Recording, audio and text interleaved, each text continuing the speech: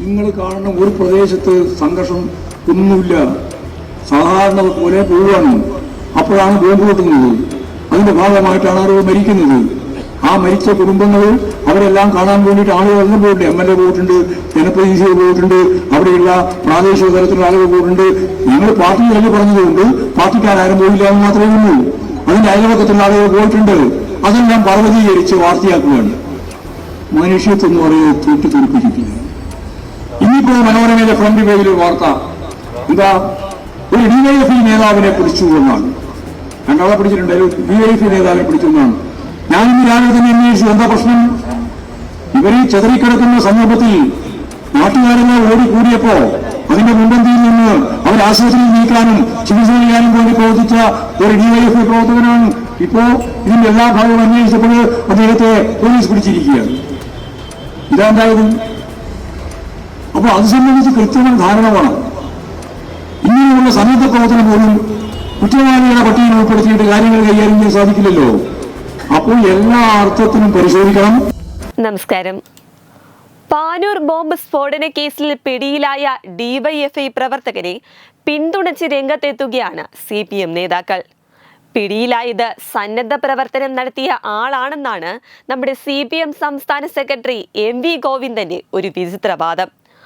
Bomb പൊട്ടിത്തെറിച്ചപ്പോൾ പരിക്കേറ്റവരെ ആശുപത്രിയിൽ എത്തിക്കുന്നതിന്റെ ഭാഗമായി ജീവൻ രക്ഷാ പ്രവർത്തനം നടത്തിയ DYFI പ്രവർത്തകരാണ് അറസ്റ്റിലായതെന്നാണ് MV ഗോവിന്ദന്റെ ഇന്നത്തെ കണ്ണ് നനയിപ്പിക്കുന്ന പുതിയ ക്യാപ്സ്യൂൾ.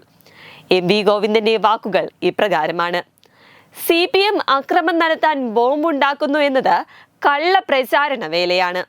പാനൂർ സ്ഫോടനത്തിൽ പാർട്ടിക്ക് പങ്കില്ലെന്ന് നേരത്തെ തന്നെ വ്യക്തമാക്കിയിരുന്നു. സ്ഫോടനത്തിൽ പിടിയിലായ DYFI പ്രവർത്തകൻ രക്ഷാപ്രവർത്തനത്തിന് നേതൃത്വം നൽകിയ ആളാണ്. പരിക്കേറ്റവരെ ആശുപത്രിയിൽ എത്തിക്കുകയാണ് ചെയ്തതെന്നും അയാളെ തെറ്റായി ചിത്രീകരിച്ചുവെന്നുമാണ് MV ഗോവിന്ദന്റെ വിചിത്രവാദം. അതേസമയം CPM സംസ്ഥാന സെക്രട്ടറിയുടെ ഈ വിചിത്രവാദത്തിനെതിരെ നിരവധി പേരാണ് ഇപ്പോൾ രംഗത്തെത്തുന്നത്. കാരണം ഇതിനു മുൻപും ഇതുപോലൊരു ജീവൻ രക്ഷാ പ്രവർത്തനത്തിന്റെ കഥ നമ്മുടെ CPM ഇറക്കിയത് നമ്മൾ കണ്ടിരുന്നതാണ്. നവകേരള സദസ്സ് നടക്കുന്ന സമയത്ത് കുട്ടി സഹാക്കൾ നടത്തിയ രക്ഷാപ്രവർത്തനം. അതിനാൽ തന്നെ ബോംബ് പൊട്ടിയ സ്ഥലത്തേക്ക് രക്ഷാപ്രവർത്തനം നടത്താൻ കൃത്യസമയത്ത് DYFI പ്രവർത്തകൻ എത്തിയത് എപ്രകാരമാണെന്നും ബോംബ് നിർമ്മിക്കുന്നുണ്ടെന്ന് ഇയാൾക്ക് അറിയാമായിരുന്നോ എന്നുമാണ് KK രമ ഉയർത്തുന്ന ചോദ്യം.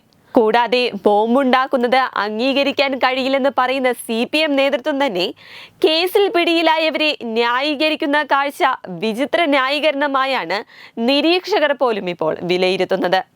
നേരത്തെ മുഖ്യമന്ത്രി പിണറായി വിജയനും പ്രതിയുടെ വീട് സന്ദർശനത്തെ ന്യായീകരിച്ചിരുന്നു. ബോംബ് നിർമ്മിക്കുന്നതിനിടെ മരിച്ചയാളുടെ വീട്ടിൽ പോയത് മനുഷ്യത്വത്തിന്റെ ഭാഗമാണെന്നും സന്ദർശനത്തിൽ അസ്വാഭാവികതയില്ലെന്നുമായിരുന്നു മുഖ്യമന്ത്രിയുടെ പ്രതികരണം. പ്രതികളുടെ രാഷ്ട്രീയ പശ്ചാത്തലം തിരയേണ്ടതില്ലെന്നും ക്രിമിനലുകളാണ് പ്രതികളെന്നും പറഞ്ഞ് കൈയൊഴിയാനാണ് വടകര സ്ഥാനാർത്ഥി KK ശൈലജ അതേസമയം ശ്രമിച്ചത്. പാനൂരിൽ കഴിഞ്ഞ ദിവസമായിരുന്നു ബോംബ് നിർമ്മിക്കുന്നതിനിടെ അബദ്ധത്തിൽ പൊട്ടിത്തെറിച്ച് ഒരാൾ മരിച്ചത്. കേസിൽ 12 പേരുണ്ടെന്നാണ് പോലീസിന്റെ കണ്ടെത്തൽ. ഇതിൽ 6 പേർ ഇതുവരെ അറസ്റ്റിലായിട്ടുണ്ട്. പരിക്കേറ്റ് ചികിത്സയിൽ കഴിയുന്നവരുടെ അറസ്റ്റ് ഇന്ന് രേഖപ്പെടുത്തുമെന്നാണ് പോലീസ് അറിയിക്കുന്നത്. വെബ് ഡെസ്ക് തത്മേ ന്യൂസ്.